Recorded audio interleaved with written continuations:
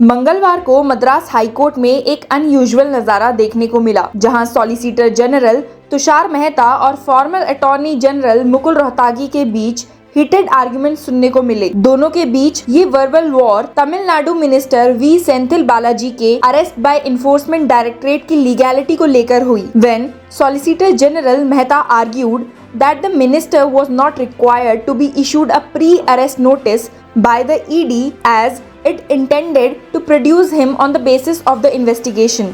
तो farmer attorney general Mukul Rohatgi ने सवाल किया कि क्या एजेंसी के पास ऐसा करने का अधिकार है। उन्होंने कहा, ईडी पुलिस नहीं है, इसलिए उसे किसी भी आरोपी की हिरासत मांगने का कोई अधिकार नहीं है। एसजी मेहता ने इसका विरोध किया और कहा कि prevention of money laundering act के अंडर ईडी के पास किसी भी व्यक्ति को गिरफ्तार करने की पावर है, provided there is a lack of prior notice under section 41 CRPC and it believes that a particular offence is punishable under that law. उन्होंने ये भी कहा कि there is a difference between the power to arrest under the Prevention of Money Laundering Act and the CRPC. He stated, notice under section 41 is necessary when the ED does not want to arrest a person. Times of India की report के according solicitor general Mehta ने कहा कि prevention of money laundering act प्रावधानों के मुताबिक सबूत नष्ट करने से रोकने के लिए किसी भी व्यक्ति को गिरफ्तार भी किया जा सकता है। Responding to the questions about the enforcement directorate not mentioning the grounds of Balaji's arrest while taking him into custody, solicitor general ने कहा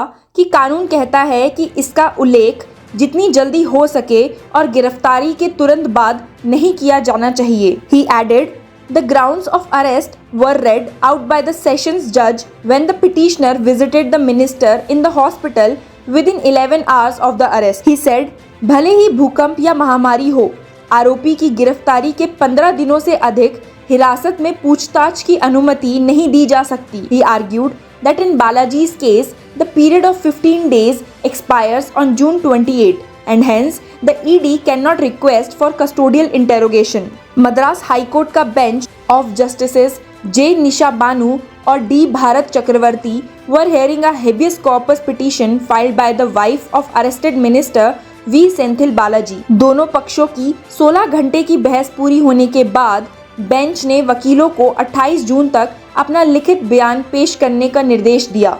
अब पूरे केस को सुनने के बाद आपको क्या लगता है, क्या मिनिस्टर का अरेस्ट लीगल है या फिर illegal? Do share and follow law chakra.